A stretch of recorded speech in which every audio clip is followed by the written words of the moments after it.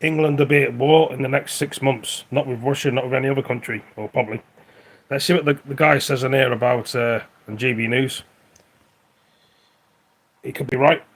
Keir Starmer gets in, which he's going to. Which is soon that Conservatives gone downhill. Tammy, I'll tell you who else has been speaking out today, though. George Galloway, of course, he unveiled the manifesto for the Workers' Party of Britain. One of the things that he had to say really caught my eye. Listen. I'm going to make a prediction to you, Andrew. If Keir Starmer becomes the Prime Minister, within 6 months, Britain will be at war. I don't mean a proxy war. I don't mean special forces dressed up as Arabs or Russians, Ukrainians. I mean an actual war with British forces deployed within 6 months of Keir Starmer becoming Prime Minister. And then it's game on. What do you think, Arron Bastani? Well, it's interesting. As he gets older, George's beard seems to get darker. But I love that that's your main take. Apart from that, no. In all seriousness, he is an astute and canny observer on foreign affairs. You don't have to agree with him. He's been proven right many times over the last 20 years. Not always, but very often. And I don't think that's a particularly outlandish point. I think it's very plausible that Britain finds itself in a conflict very soon. British-made weapons have been used not just against Russian forces, but inside Russia. And that was a massive step. And I actually think that's partly why perhaps we're having an election. Because Rishi Sunak thought, as an unelected Prime Minister, I don't want to be the person responsible for taking this country into a major war.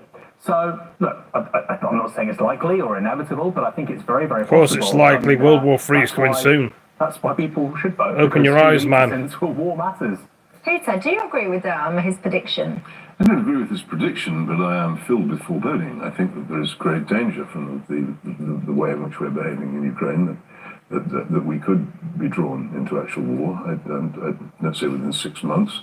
I wouldn't like to give a figure, and it may not happen at all, but we are playing an extremely dangerous game for purposes which I have to say escape me. But I have long ago learned that on the Ukraine, it's a huge disadvantage to know anything about the subject. And I do know a lot about the subject, so I've learned to keep quiet about it because people just shout at me. But we are making a grave mistake, and the fact that George Galloway says we're in danger shouldn't be taken by people as meaning that we aren't. But then he says, I mean, what he specifically said was, if you have Keir Starmer as your Prime Minister, then this is the outcome. If you had someone else as your Prime Minister, do you think that would be avoided or not? I don't know. I'm not exactly. I'd like to know the context of why he said it in that particular fashion. I'm not sure there's enough difference between Keir Starmer and Rishi Sunak on the Ukraine to justify saying that. But I think that it is perfectly reasonable to say to the British public that the current policy of the British government in Ukraine is a dangerous one and has unpredictable consequences, and they should be aware of it. But saying there will be war in 6 months if Keir Starmer is Prime Minister is obviously one of those things you can't conceivably prove, and therefore probably shouldn't say. But of course, George, leading a party which is certainly not going to win a general election, and a man who's already on the fringes of politics, can pretty much say what he likes, can't he? Well, one of my viewers, Ava, she says Galloway is right and also wrong. She says what she thinks is coming is a civil war. Oh, blimey, this is all lifting, isn't it, everybody? What tends to happen when George Galloway drifts into the room? It tends to go a bit dark. Mike, one of my viewers, says, can I just say, to this point, I've only had one person knock on my door canvassing for votes. He says it's a Labour rep. He says, I find that a little bit sad. When I was running for election, I didn't really like knocking on people's... I did it, don't get me wrong, but I didn't like it because when people knock on my door, I see it as a bit of a... not a breach of my privacy, that's a bit extreme, but I find it a bit of a... I don't know what the right word is. It's a little bit like, go away, like leave me. I don't answer my door. I don't answer my door if I don't know who it is. I don't answer my phone if I don't recognise the number. Maybe I'm just a bit antisocial, but I just find it a little bit of an invasion of my private space, door knocking. But people have completely changed their attitude towards this over the past 50 years. It used to be perfectly, particularly when I used to do canvassing for a party I won't name in case it means you have to read out those. But when I used to do it, you went around the side. rather than the front door. But it was not. It was people answered the door, and now they don't. And so I was talking to a parliamentary candidate in another constituency I went and named the other day. He said nobody answers the door anymore. They just don't do it. So it's gone.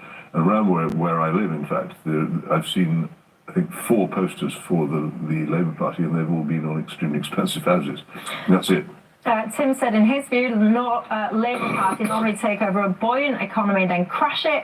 This time they are taking over what he calls a bit of a crashed already economy. He says it could be interesting. Daniel says, I've been saving up for a house. I've worked 7 days a week for over 2 years to save up my savings pot. So Labour can sling their hook, he says, if they want to try and get their hands on his savings. I've got an interesting question. I might come back to it after the break, where one of my viewers says, can you just ask Peter? It's David.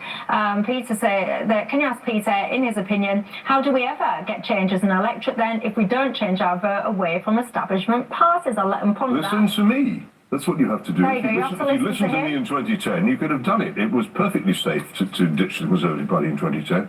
All you had was the remains of Gordon Brown. You didn't have this menace that we have from Starmer. You could have done it then, but you wouldn't listen. Well, will you be listening to Peter, or have you got a strong opinion? Anyway, thank you for joining me. Hope to see you in the next video. And charge my phone up when we do some more videos when it's charged. Like I say, World War III is coming.